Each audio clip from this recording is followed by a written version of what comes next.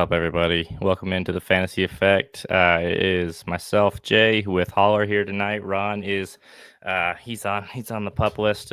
He's been putting together a playhouse for his kids, and he's out. He's out and out for the count. It's got the better of him, but we're here tonight. We got we got a good show. We're gonna talk about a couple controversial prospects tonight. We got Caleb Johnson, Trey Harris, and Matthew Golden.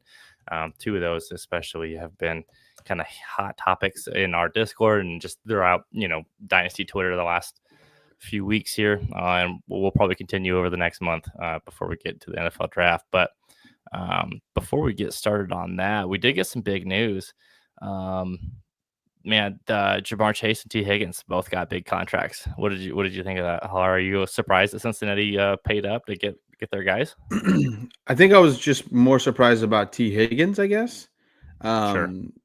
But like if you look at both of their contracts, they're like obviously it's a lot of money, but wasn't anything crazy. Like they said they kind of put themselves in like a pigeonhole. They said they were gonna make Ja'Marr Chase the highest non-QB, and then they kind of screwed themselves by waiting a little bit. I think it's a lot of money for two players. But for me, they're two top-notch players. You can argue Ja'Marr Chase is wide receiver one, 1A, 1B with Justin Jefferson, but and then T. Higgins is really good himself. I mean, the biggest thing with him is he needs to stay healthy. But with the cap moving up every year, I think it was fine. I think I wouldn't say I was surprised. I was just more surprised that they locked up both him and T. Higgins. Yeah, that was my surprise too. It was less that I always kind of thought that they were going to keep Burrow and Chase, but Higgins was going to be the one they let walk. Just especially because his injury history hasn't been the greatest. I know when he's on the field, he's been great. Like this past season, he had that's standard. Hold on, let me pull up the right scoring settings. I was going to say when he's on the field, he's great, right? I think Yeah. you're pulling up fantasy numbers, but I'm gonna just pull up while you do that. I'm also gonna pull up like how many games he's missed, and it's a good amount, like a decent chunk. Yeah, so like I mean, in terms of fantasy like for us, it's like okay, cool, he's in a good spot. We know he's tied to Joe Burrow, but I think overall, everyone's worry is just like how many games is he going to miss, right? And so a lot of times, if I will just finish the startup and like I kind of waited on wide receivers and I just missed out on T. Higgins, but he would have been my wide receiver one, right? And I think you kind of worry about that because with having your top wide receiver missing a couple games every year, it's like okay, I don't feel good with that. So you never know. I'm hoping he can stay on the field. If he does, I think the Bengals are in a good spot. Obviously, they're going to have to hit on draft on the draft picks because they don't have much more money. Obviously, Right. Well, I think I've noticed too with it used to be like people would say like, oh, the team's in a good spot, they have a ton of cap space, but it seems like fewer and fewer good players are actually hitting the free agency market to begin with. So it's like the cap space is great, but like you're just gonna overpay for middling guys. And like so yeah, I mean pay your receivers, pay your good players what they're worth. And like you said too, the cap keeps going up and up. I did find those numbers, by the way. T. Higgins was 5th in fantasy points per game this past season with 18.5 points, and Ja'Marr Chase was 1st in 23.7. So, like, obviously that's awesome for a fantasy standpoint. Where do you have T. Higgins right now? Because I think Ja'Marr Chase is pretty locked in as like the 1B, yeah, with Justin Jefferson. But like, where do you have Higgins? Let me pull it up. Sorry. So just off the top of my head, he's like right on the teetering like 19 to 20. So I have him at wide receiver. I actually have him up at wide receiver 13. Sorry. But I have not updated these and there's not rookies and things in here. But there's not people really below him. I probably would put Ladd McConkey over him and maybe. So like he's probably right around 15, I would say. Okay. That's actually right. I have him at 14 myself. Yeah. So, I mean, but like I said, I still caution because I was just pulling it up. 2024, he played 12 games. 2023, 12 games.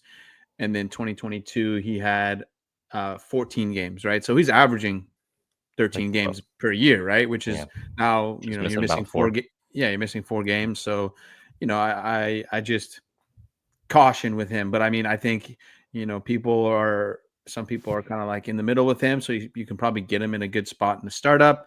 When he's on the field, he's great, right? So I feel really good about him as like my wide receiver 2 or 3. You're gonna feel like great with your team if you're in that boat. That's the thing. Like when he's on the field, he's awesome, and you can just he's a for sure in your lineup. Some of the problem with him though too is that like you mentioned, so he's missed for about 4 games a year. But how many Mhm. of those games too was he like questionable or a game time decision heading into the week, and you're Yeah. like, well, I don't know if he's actually going to play or not. And Yep. then you have to kind of debate like, is he suiting up? Is he actually going to be healthy? Um, Yeah, so because for me, I there's feel that like he headache gets a too. lot of those like hamstrings, things like that, where he's not on the IR. He's just like game time decision, and that's like Uh the huh. biggest headache, right? So, I mean, I think you can overlook those things with the amount of points he scores. You know, his points per game is really really good. So, I just think him and Jamar Chase work really well together. I think it was all encompassing. It was the best thing for both of them, in my opinion. Um, the cap's going to go up. I think the Bengals are going to be fine. They had some, rough Hmm. last year was rough. I think they're going to be back in the playoffs next year. They'll be fine.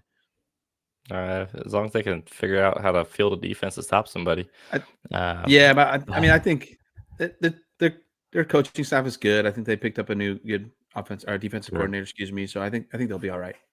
I mean, they can Sure. really focus on. They'll probably there's a lot of running backs, so they'll probably grab one later. I think they can really focus on their Mhm. defense in the first couple rounds. Yeah, they could use an upgrade from Zach Moss probably. Another piece of news here too, Stephon Whew. Diggs signed with New England Patriots. He got a lot. The contract initially looked a lot. It's really, I think it's like a 60 up to $69 million for 3 years, but it's really only 26 million guaranteed. So it's not like, and I think there's an out in the third year too. So it's really like a 13 mil a year deal, which is about what Khalil Shakir got. Stephon Diggs, so he's 31. He's coming off an ACL injury.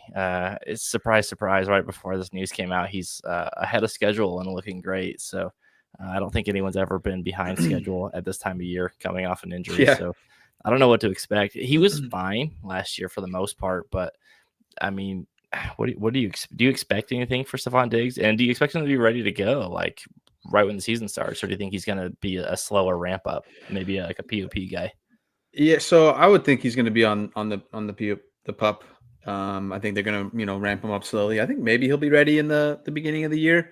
He got injured at the end of October there, and I was just looking at once he got signed and everything, and there's a lot of chatter in our Discord. So I was just looking at like stats wise, he was fine, but I think the biggest thing he's more of a Mhm. cancer, right? And so I think what's his name can kind of keep him in check. Um, I can't think of his name off the top of my head, the head coach. But I think he'll Vrabel. We'll Mike keep him in Vrabel, check yeah. a little bit, obviously. But I do think we would, should caution like, is he going to be ready right at the beginning of the year? Just because I obviously he's a year older, and then but for me, he's probably going to get the numbers, right? He's probably going to get the targets. He's like Well, who else are they gonna go to? exactly what I was getting at, right? So, if he's ready to go, he's not a guy I'm going out to acquire, but he's a guy that if I have him, I'm going to keep him on my team. I'm not going to probably get much for him, but I think it's probably a good thing for Drake May if he's on the field and he's a good wide receiver. I don't know in terms of fantasy per se, but Mhm. again, I think it was fine, and I think it's a lot of money for a 31-year-old, but It's a lot like of we kind money. of talked about before, is the cap's going up, and I know the Patriots had a Yeah, lot of cap space, but exactly. why do we want to? In my opinion, why do you want to give that on a 31-year-old wide receiver? I mean, obviously this is probably not why I'm a GM, right? But just in general, I don't. It Yeah, doesn't make sense to gotta me. spend it on someone, I guess. Yeah. Um, what would you let's say I know you said you weren't looking to acquire, but let's say I came to you with I said, "Hey, I have Stephon Diggs. I want your 308." What do you say? I'll take that. Okay. Especially because like I'll feel like at 308, if it's my own pick, I feel like I was probably, I missed either lost in the semifinals or I was in the playoffs last year, right? So, I feel like my team is pretty solid there, and I'm okay with like, I do like this draft class a lot, but I believe even if Stephon Diggs misses the first, what we'll say 2, 3, 4 games, I Mhm. still think he's going to get the sheer volume that he will put together some solid games and get the points. What if I said I want your 26 second? I'm gonna keep the second, right? Okay. I think there's more flexibility with that than there is if I'm getting Stephon Diggs, and that's even if I feel like my team is great. I'm a playoff team, whatever, right? But just I personally don't like moving picks a whole year in advance. Not That's because fair. I don't want to pay, but it's like I don't know what's going to happen with my team. I could lose a Oh, for Christian sure. McCaffrey, right? And then I don't know. So that's not typically how I play. And again, I think at the most I would send a third for Stephon Diggs. Okay. I was trying to find the line there. I think I shot a little under with a 308, and then I probably went a little too Yeah. high So with the 26 too. yeah. So I was trying to see So, where but the then market was. where I would argue is like if I have 302, why do I want to add Stephon Diggs? You know what I mean? If that's my pick and my team wasn't that good, like why? I mean, Yeah. maybe you're thinking like, okay, I had some injuries last year or whatever. So obviously it's team Well, dependent. But I would say I would still probably take anywhere from like 304 to 308. I'd take Stephon Diggs. that's fair, and I think though too, like there's a narrative or a use case if you have a 302, but maybe you also acquired multiple firsts and a couple extra seconds, and you're thinking like, okay, I kind of tanked. I have some draft capital. I'm gonna try to load up, and then I'm gonna send that third rather than an extra rookie. Let me see if I can get a vet to get me some points too and some depth, and hope that some of Yep. the first rounders hit. But Yeah, and I think he's gonna like I'm gonna try to pull up the trade. I think he's pretty cheap right now, right? So I think if you're going yeah, to I buy can't for a imagine he's going third, for a lot. to me that seems pretty cheap. So he's not even in here. Oh, here he is. My bad. So let's see here real He's quick. he's so He's cheap. going He's not even on the for database. Stephon Diggs for a 26.2 and 26.4. Wow, this is Okay. 204 for Stephon. Okay, I'm not acquiring Stephon Diggs. He seems a little bit more expensive than I thought. Apparently, people got really excited about him going to New England. Yeah. For Yeah, what it's no, worth, he Wes, was wide receiver 18 in points per game last before year he, when he was on the field for the yeah, Texans. Yeah. yeah. And Wes, I don't blame this at all, right? He's not even giving a third this year, right? I don't blame you one bit. Fair. I think there are a lot of people We- who are out on him. I saw this 204 and that was done today. I'm like, no thanks, right? Like I'm good. I'd rather keep the second easily. Yeah. 207.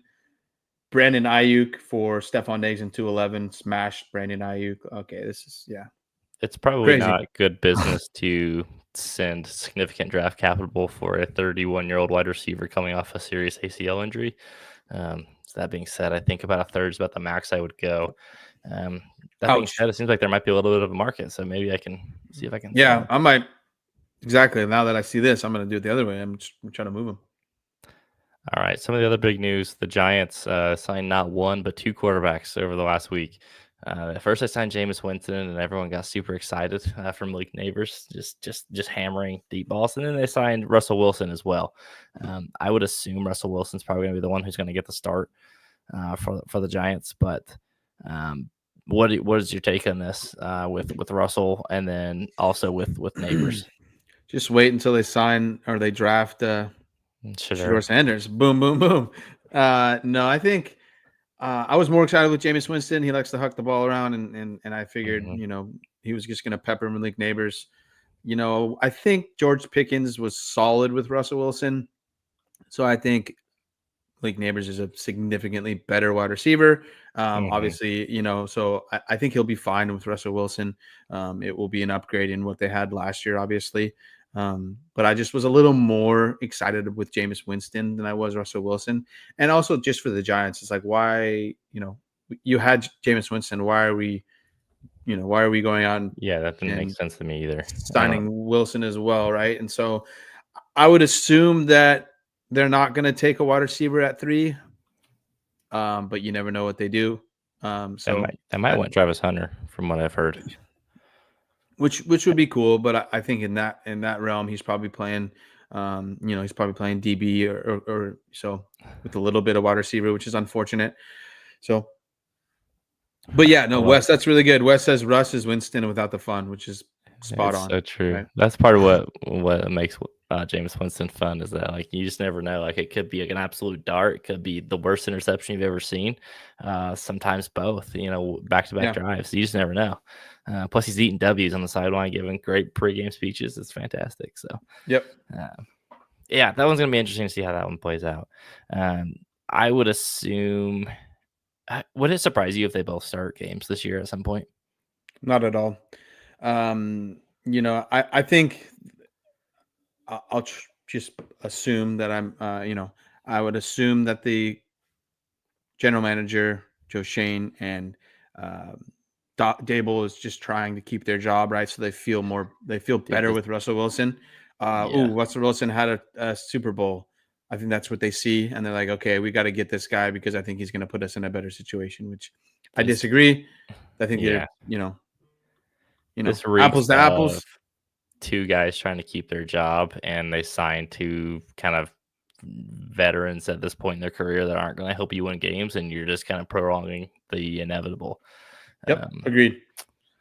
I wouldn't be surprised if this time next year the Giants had a new head coach and GM. Yeah, agreed, 100%.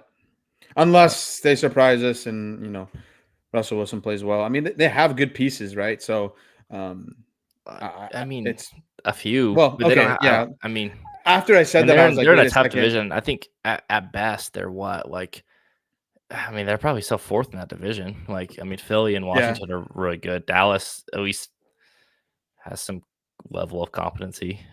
From what I've seen, the defense is good, but I don't know, man. Yeah. It's funny. Right as I said that, I was like, wait a second. No, they don't. They have like one. That division is just so tough they play in, right? So, like, there's 6 games automatically where it's like, at best case, they're going 2-4 in the division. I don't see a path to the playoffs, but they're not beating the Eagles or the Commanders. So, I mean, and I don't have much faith in the Cowboys, but I think, it's going to be a coin toss if they beat them as well. Probably not. So, yeah, and it's funny. Right after I said that, I was like, "Wait a second! No, they don't have good players. They have one. Never mind. They have Malik Neighbors. I mean, I like we got a couple guys Tracy. on defense, but Tyrone Tracy, but it's not like it's not there. Yep, I agreed. And this one hurt a little bit too. Like the Conklin signing, I was like, "Come on!" I loved Will Dissly. Yeah, man. Well, this one sucked mostly because I thought they might take Colson Loveland or Tyler Warren in the first round, and now it kind of feels like maybe not with Conklin. I didn't see the contract though. I mean, it's possible that it wasn't a lot of money, and it may mean nothing. And then Brandon Cooks signed with the Saints too, which I believe, if I'm not mistaken, he played there for a little bit too. He did, yeah, a while back before the Rams, I think. He's been all over the place, but. I don't do either of those do anything for you? Brandon Cooks signing with the Saints or Tyler Conklin with the Chargers? No, like I said, I just finished up a startup. They were both going in the 20s, like in I don't know exactly what round, but I don't. If anything, it was just like, oh, bummer. I was taking Will Dissly in like the 20s, and I thought maybe that would be all right in the beginning of the year, and then Loveland plays and whatever. But it was a 1-year deal worth $3 million, potentially rising to 4.5 with incentives. So yeah, it wasn't anything. I mean, I still think it's possible that they could not even make the team with that kind of money. Yeah, exactly. Right. So, it was not much. And then same thing with Brandon Cooks. Like, I don't really, not too worried about it with, obviously Chris Olave, if he can stay healthy. And then same with, what's his name? He can't stay healthy. No, the other wide receiver. Yeah. Shaheed, thank you. Can't stay healthy either. So, it's just another body, I think. It doesn't help when Derek Carr is throwing hospital balls left and right all over the field, right? So, that's the biggest, worry. For sure. All right, so that's some of the news. Let's get into some of these prospects. Caleb Johnson's the first one that I think we want to talk about. He's a running back out of Iowa. Came into the combine at 6'1", 224 pounds. He ran a 4.57 40-yard dash, which is not exactly blazing. It's not like horribly slow for a back that size. Caleb Johnson, I'll set the table here, and I'll let you take the first crack at it. So he has been one of the players I've seen the most variance on in terms of rankings. I've seen him as high as like RB2 and 3, like just behind, kind of right around with like Amari and Hampton and Trayvon Henderson. I've seen people talk about him going in the first round. I've also seen some people taking him as low as like, middle of the twos, in terms of, and like more like running back like 6, 7, 8, because they don't think he's very good. The discourse is crazy on him. Like I saw leading up to the combine, people were talking about he's going to run a 4.39, and then people were like, well, he wasn't ever really that fast, but like look at how strong he is. And then there's other people like the dude just sucks. So where do you come in on Caleb Johnson? And Yeah, it seems like people love him or hate him. love or hate him. Yeah, so no surprise here. Me and Spanky, our rankings are quite similar. There's some players that we very different on, but Caleb Johnson, I have him as my running back 5. But I've seen him drop a little bit in some mock drafts. I didn't drop him at all after the combine. Like for me, it was just something I already knew. Like I would have been more surprised if he ran that 4.3 than him running a little bit slower. But I was just looking at like where I have the guys I have him around him: Trey Harris, Jaden Higgins, Dylan Sampson, Rayshal Tutin, and Jalen Noel. Like I really like Jaden Higgins. I really like Jalen Noel. So if those guys are all 15 to 18, and I even like Dylan Sampson a lot, right? So I think what is going to happen is Caleb Johnson's going to be picked like earlier than I want, and I'm not going to have any. And also, if I was going to take him, I would probably go with like a Higgins or a Sampson or a Noel over him as well. And if he were to get first round capital, which I know he's not, then things would change. Sure. But for me, I just think he's like a mediocre running back. He was really good at Iowa. But I saw maybe about a month ago, I saw his NFL comp from Lance Zierlein. It was Tyler Algier, and I was like, okay, I don't. That was my comp. I don't need. Yeah, I don't need a Tyler Algier on my team. I like to hit home runs in my as much as I can in my NFL or my rookie drafts. So those are the type of guys that I'm just like, I'd rather miss on somebody else than him be mediocre. That's the thing. Like I feel like when I talk about Caleb Johnson, it comes across really negatively, but it's just because I don't understand the mass love that people have for him. I think they think he's better than he is. He really, and also like he was basically like a 1-year producer at Iowa. He had a little bit of, not a ton of carries his freshman and sophomore season. He was kind of just fine. This last year, he was really good, though. Man, here's the thing too. Like, I was watching the Ohio State game, and like his numbers didn't look bad. He had 14 carries, 81 yards, and a touchdown, which sounds good. Except he had one run that was like a 20-yard run where he stiff armed a linebacker into oblivion, which was sick. And then he had like a 22-yard like touchdown run at the very end of the game when Ohio State had their second string backups in. So it's like, other than that, he did nothing, and like the one touchdown came against backups. So and then I was watching too, and I think I was texting you guys, and I was like, I was watching the Michigan State game that he scored a touchdown. And I was like, dude, the safety from Michigan State took the worst angle I've ever seen in my freaking life. But like in his defense, like he gets a lot of like 10, 15-yard runs, but he doesn't get many like 20+ yard runs, right? Like he gets a bunch of like solid runs. He has, and like, all right, so let me talk about some of the things he does well. He has really good vision. He has really good patience. I think he's a workhorse back, right? Like I think he needs like a lot of volume because he'll get the points that kind of accumulate over time, right? As he gets more and more carries. I think he has good contact balance when he runs.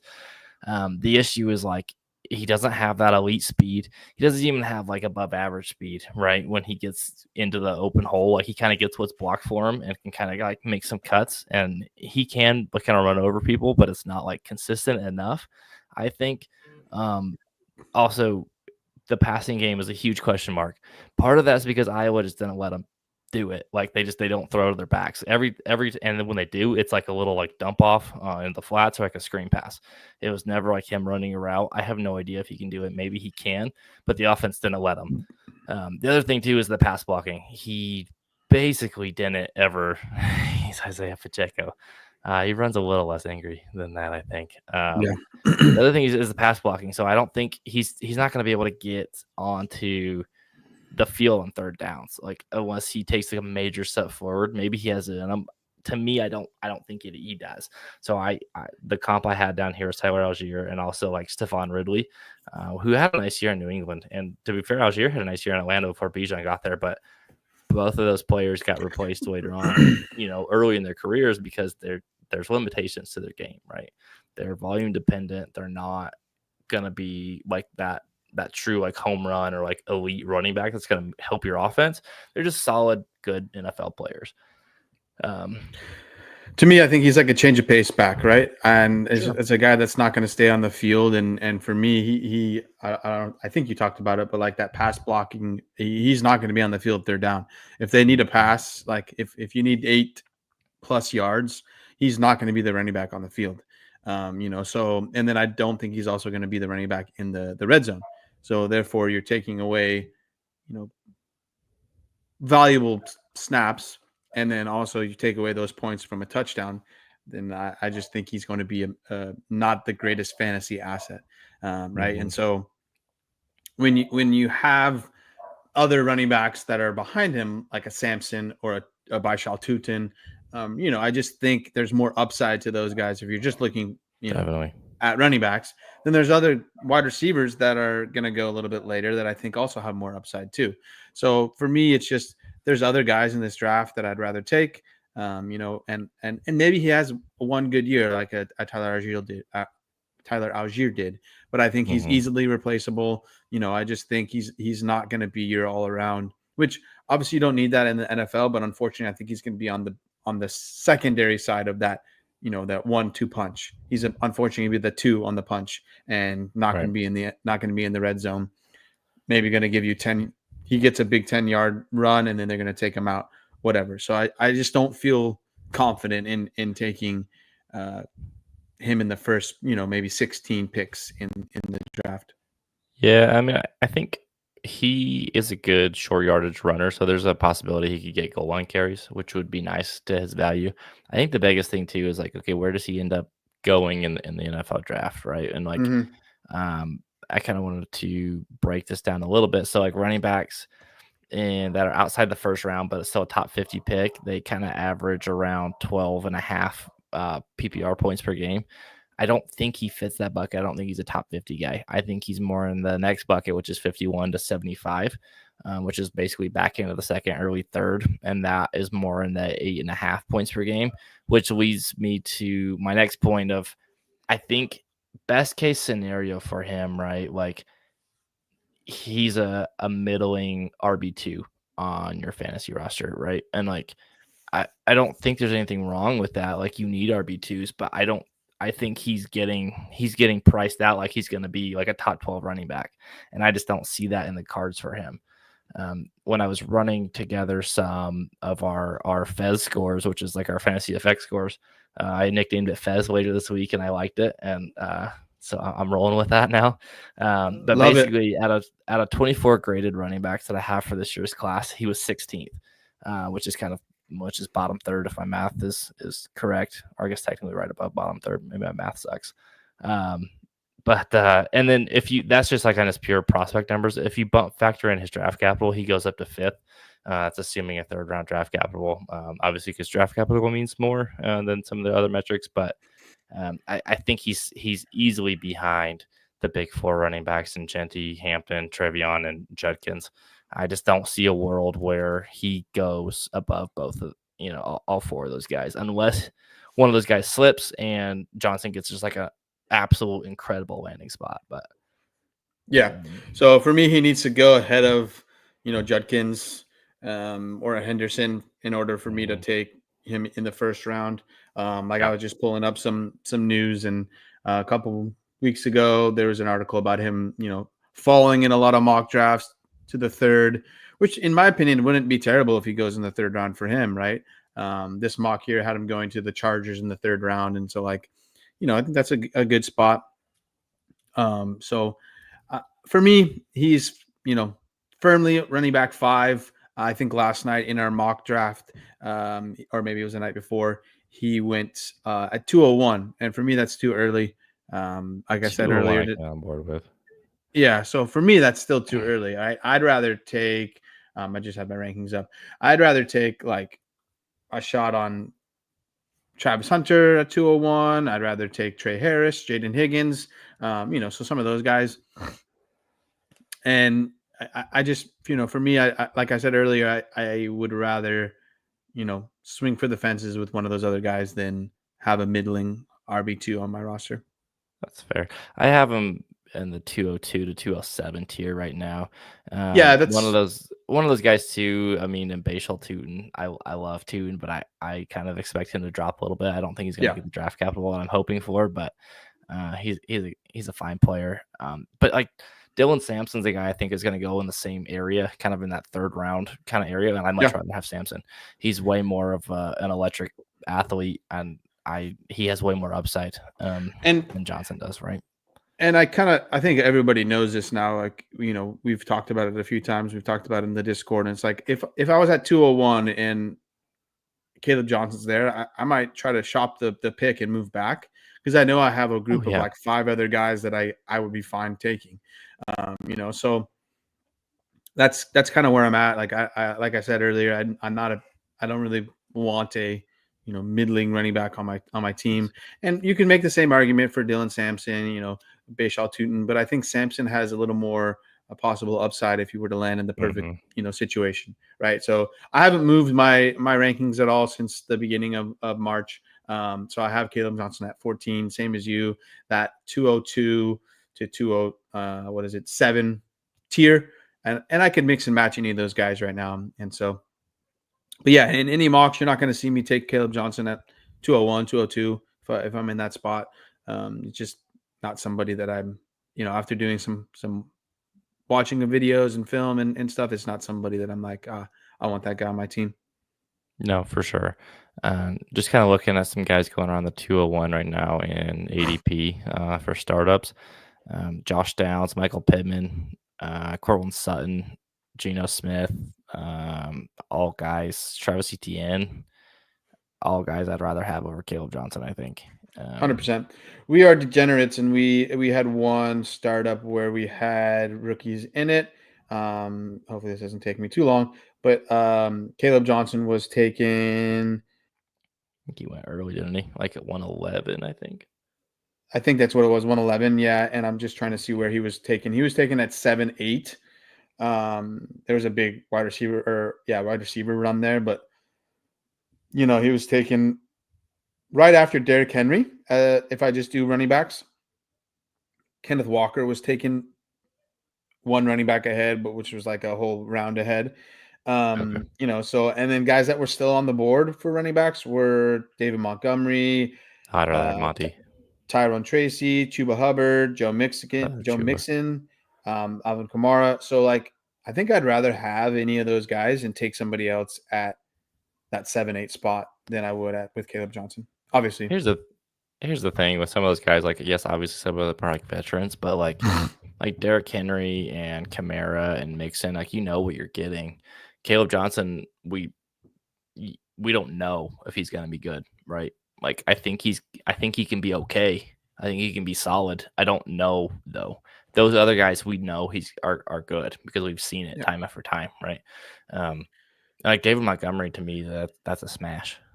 He's fantastic. I will. People have gotten a little excited because of Jahmyr Gibbs and how he finished the season, but don't get it twisted. Montgomery's still there. He's still he's a baller too. Yeah, I will put a little caveat here. This person went very rookie heavy. So like some of the guys that went around him are DK Metcalf, Mike Evans, Fields, Tyreek Hill. So like they're not going to take that person's not going to take any of those guys. So, but I just think you could have waited a little bit longer for Caleb Johnson. Yeah, I mean, I think if I'm at a point where I'd say anywhere after like the 110 if Caleb Johnson's on the board, I know people like him. I'm probably going to Totally. shop those picks to see if I can't get someone to come up for Johnson, even if I move back a few spots. Yeah. So like for me, if Warren, Loveland, obviously Warren will be, I'm assuming, but like Warren, Loveland, Judkins, and maybe even if Burden's still on the board, like I would wait, or I would shop the pick and see if somebody wants to come up for Caleb as well. Definitely. All right. I think it's enough Caleb Johnson bashing. Let's get into Trey Harris, big wide receiver out of Ole Miss, 6'2", 205. He ran a 4.5 40 time, which I think is about what we expected. I think it's a pretty solid time for him. His Fez score was above average compared to other wide receivers. He scored in the 70th percentile, which is pretty solid. He's the 9th highest like Ross Fez score in the class.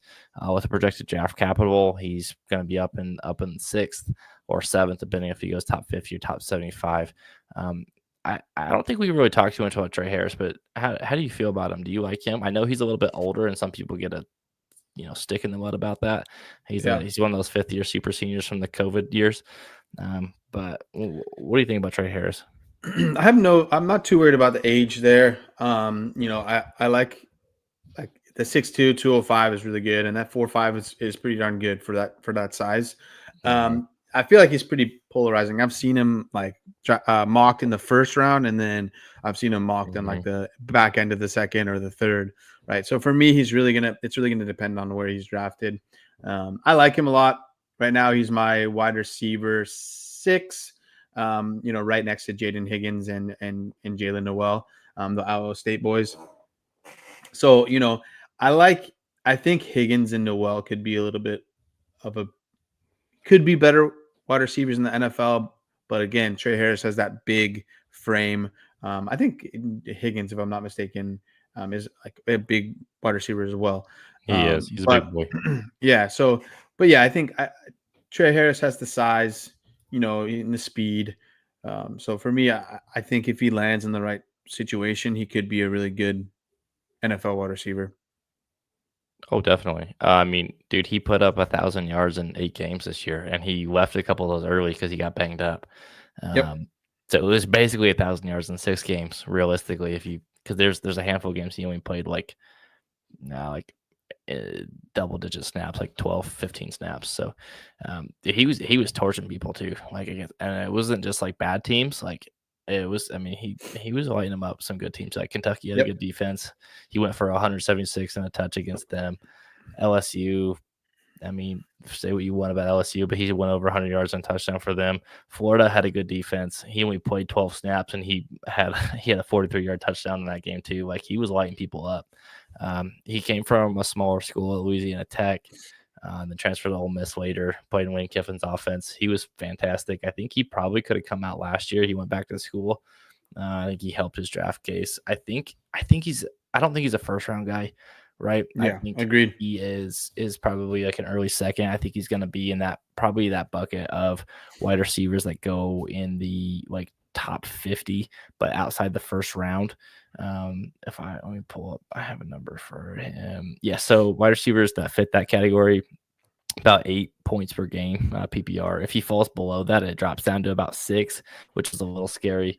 This is the range too of wide receivers where their variance is crazy. You have dudes that are awesome, and you have guys that just flame out and just go nowhere in this bucket. So it's a little scary going through some of these wide receivers, but I think that's baked into his price, right? I have him kind of at that 202 right now, I want to say. He's my wide receiver 6. And that's counting Travis Hunter as a wide receiver. If you don't, then he's wide receiver 5. But I mean, everything metric wise, he's basically bang on average, if not a little bit above it. Like the one area he was really good at was yards per route run, which I know a lot of people love. I always say you like to see a little bit over 2. He was at 301, which is awesome. I mean, basically, air yards, quarterback rating when targeted. His PFF grade was great. His missed tackles force per reception was awesome. First downs per route run was well above average. Like he can kind of do it all. He did well against some of the bigger teams that he played against, some of the better teams. I think he's got great hands.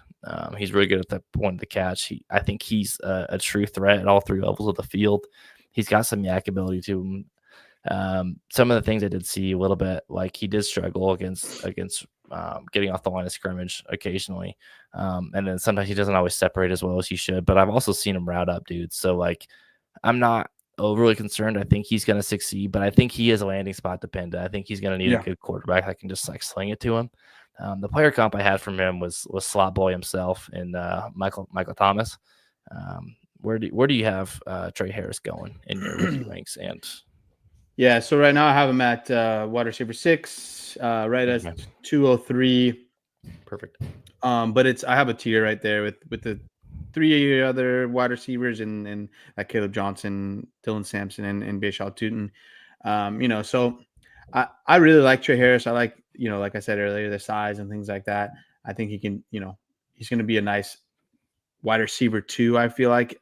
And not saying he's like Devontae Smith, but you know how AJ Brown and Devontae Smith, Devontae Smith can be super good. So I think that's going to be kind of like if he lands in a nice spot with an already, true wide receiver 1, he can be that secondary guy and be a really good, X receiver. And like you said, he has that big game threat potential. And then so I do think I agree 100% that it's going to really depend on where he lands. He's not going to be able to land on the spot that doesn't have a good quarterback. So, and then I did see a couple of times where, he had a few drops here and there, so I just think his hand's going to be a little bit better, so, but I think a lot of these like not necessarily the middle of the road, but like those, wide receiver 3 to 6 or 8 all could be really good depending on landing spot. Yeah, there's some high variance with those guys, right? And I think that's where I've seen some people just say like, I'd rather just take the running backs because I think they're going to be. I think I know what I'm getting out of them more so than with the wide receivers, and that's fair. Trey Harris kind of falls in that like that T Higgins bucket for me, where it's like, is he T Higgins? Is he Michael Pittman? Or is he maybe like a what's the Jonathan Mingo? Kind of in that range, or like maybe even like a Xavier Legette, in that range of like, well, that didn't quite work out, and so. I think he's better than that. I wrote down some landing spots I'd like to see him go to. I think he would fit in well in Vegas with Geno Smith. I think he could be their DK Metcalf. New England, we talked about them. I know they just signed Stephon Diggs, so they still need a lot of help in the wide receiver room. The 49ers, I think could still use another wide receiver. I know there's some hope for Ricky Pearsall, but Jawan Jennings is, I think, more of a slot kind of player, and I think Trey Harris could be fit in nicely there. I think the Cowboys could use him as well. Kind of at pick 44. The Packers, I know they need an extra wide receiver. That kind of fits the mold for this is the one I feel like he could probably go to for sure is the Packers. That seems like the kind of pick they would do, where it's like they just throw a bunch of wide receiver 2s in the room and just hope someone does well. I think I like the Bill spot. I think him with Josh Allen would be really nice. The Panthers, I think, could use an extra help there at 57, and then the Giants too, either at the top of the third or the top of the second. I think could use a wide receiver. But do any of those landing spots, would that move him up or down for you anywhere, or just kind of hold him right there? Yeah, I think he's firmly in the second round, right? I think since I already have him up there at like 203, I don't unless like Higgins or Noel and some of those other running backs go ahead of him in the draft, I think he's going to be my wide receiver 6 because I don't think he's a better wide receiver than Igbuka, Golden, Burden, or Tet, right? And then obviously Travis Hunter's in there as well. But so maybe if Travis Hunter, we know he plays defense only, then he's going to, Trey Harris is going to move up to the 6th, the 5th wide receiver. So, I think he's firmly in that 202 to 206 range. So for me, I just think that's where he's going to end up being taken, and you're either going to hit or miss, right? Depending on, and I think it's not only landing spot dependent. Like I think it just depends on how, what team he lands on and how he does.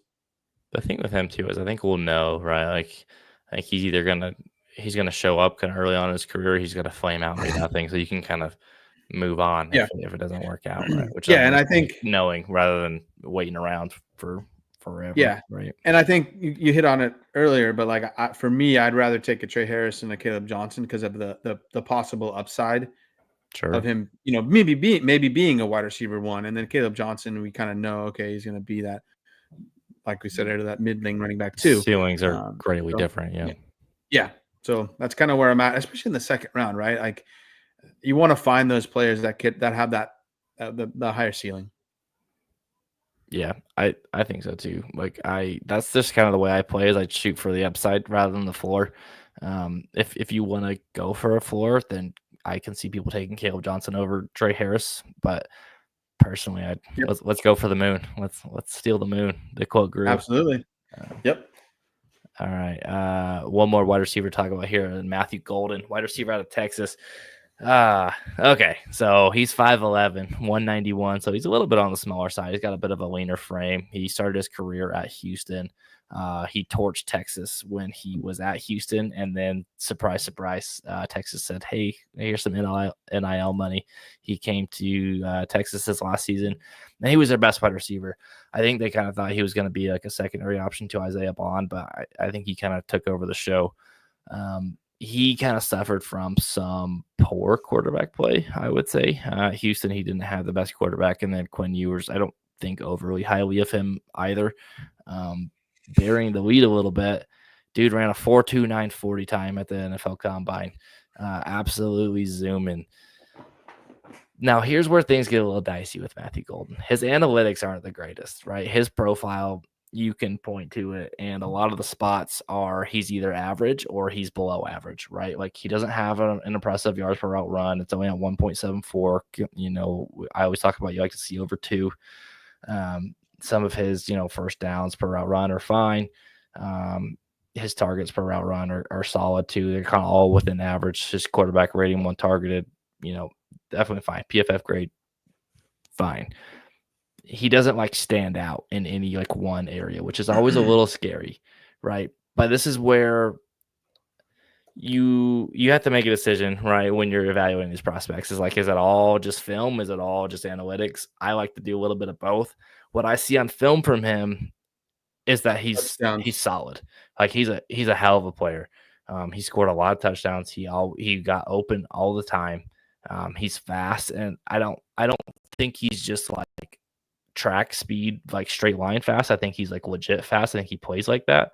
I thought he was a good route runner. I think he's got good hands at the point of the catch.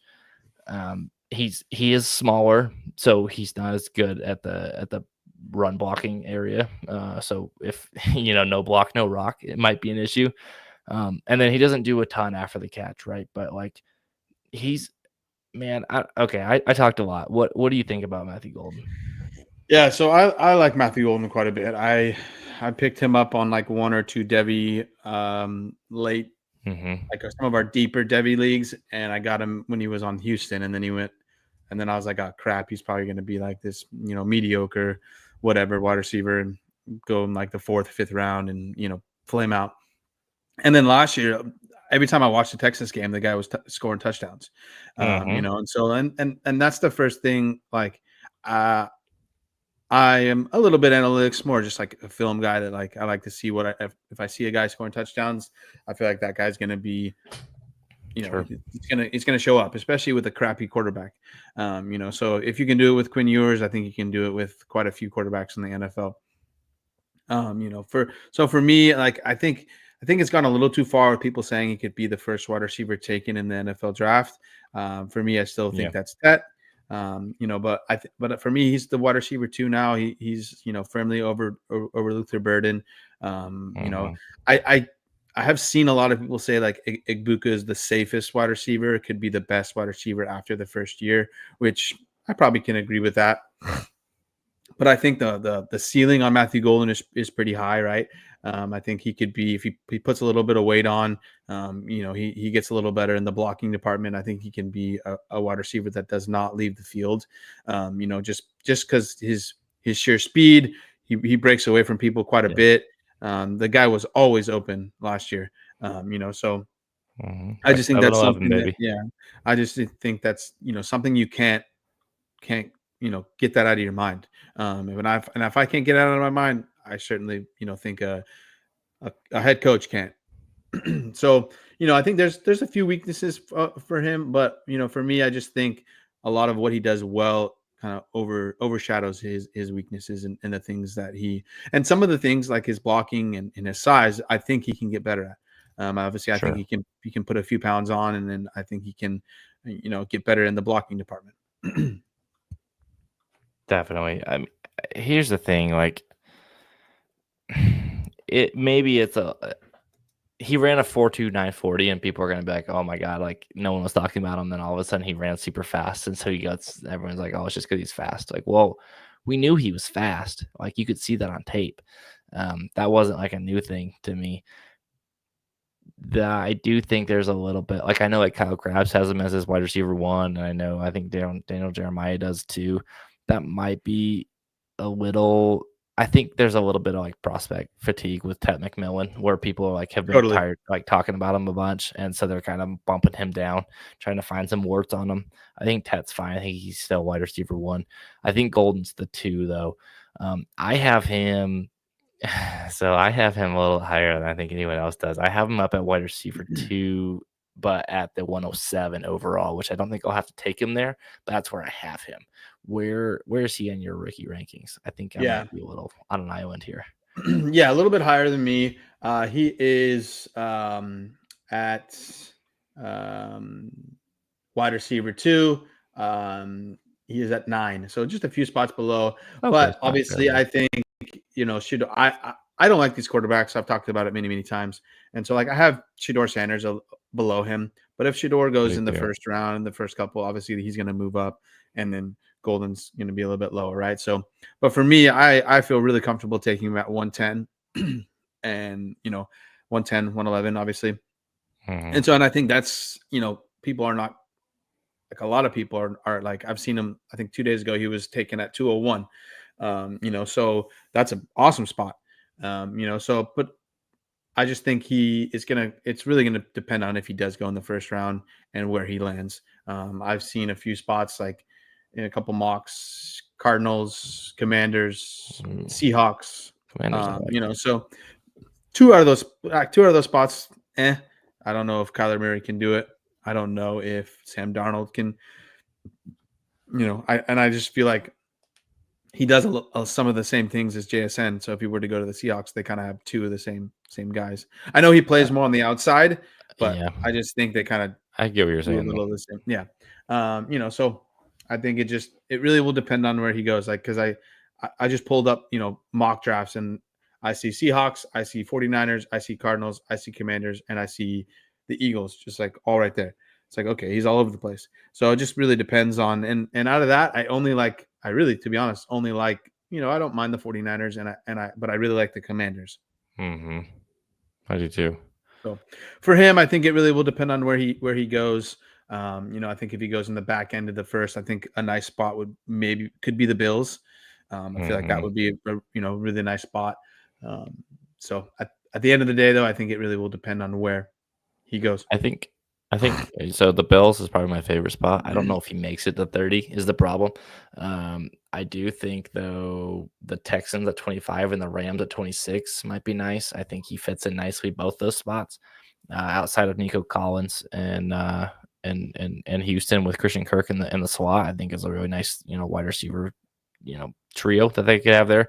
And then the Rams, I think with Matthew Stafford, I think that's the kind of quarterback I want Yes, my sir. receivers to have, right? Like Stafford, he's not afraid to sling the ball around, the play with Puka. So I think that's probably my favorite spot is if he ends up in LA.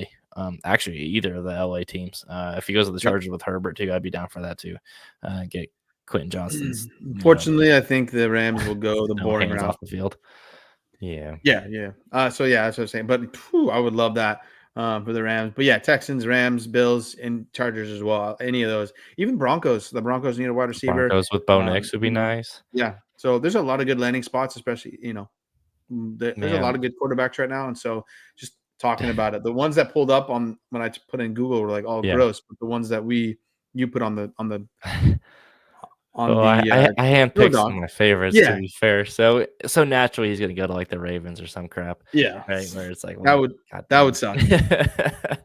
um, I will say though, like if he ends up on the Broncos, I'm gonna be livid. I swear they draft all of my favorite players, and I hate it Yeah, because I don't like the Broncos. But so naturally he'll end up in Denver, and I'll have to, you know, root for more Broncos players begrudgingly. So let's see here. So I'm in a NFL mock draft in with the Debbie Royale, and okay, trying to see here where Golden went.